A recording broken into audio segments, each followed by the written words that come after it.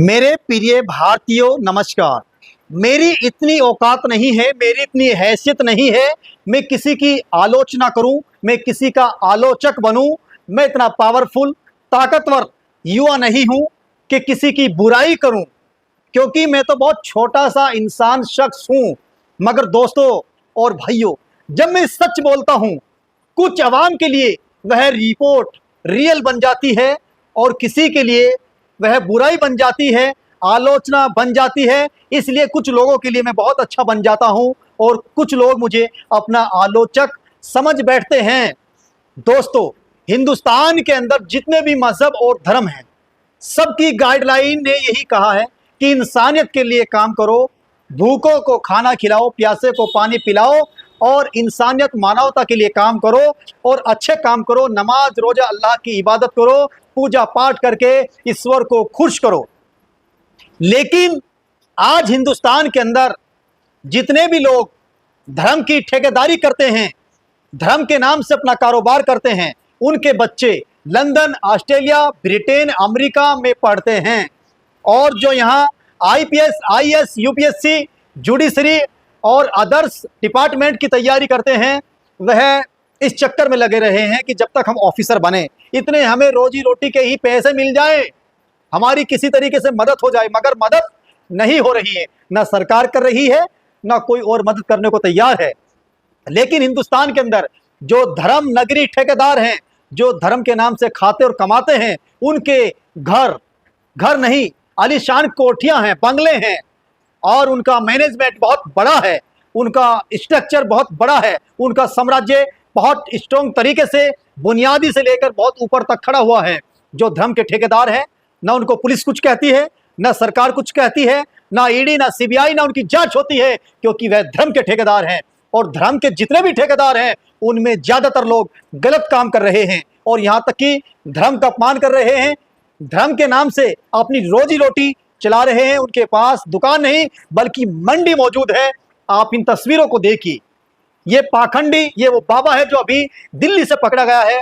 32 लड़कियों ने इन पर मुकदमा इसलिए लिखवाया है, ये रात को उनसे चैटिंग करते हैं, बात करते हैं, अश्लील वीडियो भेजते हैं और इंटरनली पार्ट के बारे में उल्टे सीधे आप शब्द बोलते हैं। ये वो पाखंडी है।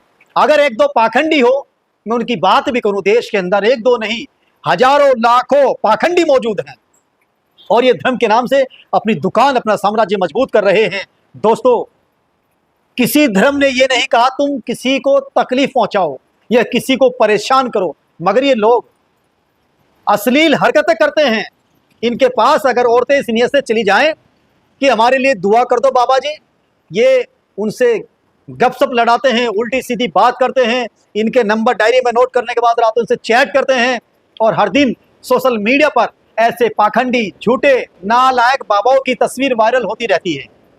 और दोस्तों, आज देश के अंदर एक समाज को टारगेट किया जाता है, उस समाज से ना कभी कोई मौलवी पकड़ा जाता है, ना कभी कोई बाबा पकड़ा जाता है। अगर पकड़ा जाता है, वो देश का जो सबसे ताकतवर संगठन है, वह मुसलमानों के खिलाफ जो काम कर रहा है, वह मुसलमानों को जानबूझकर फंसा देता है।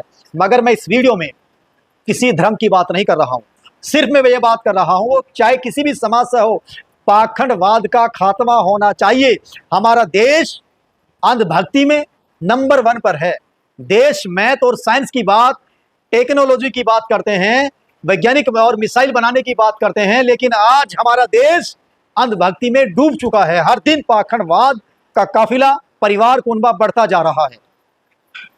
और मैं कहता हूं, जब मैं सच बोलता हूं तो लोगों की बुराई बन जाती है। लोग अब भी यही कहेंगे कि अपनों की तारीफ कर रहा है और दूसरों को बुरा कर रहा है। भाई, हम ऐसे मजहब को मानते हैं, ऐसे खानदान में पैदा हुए हैं कि अपनों से ज्यादा दूसरों की इज्जत और एहतराम करते हैं, सबसे प्यार करते हैं।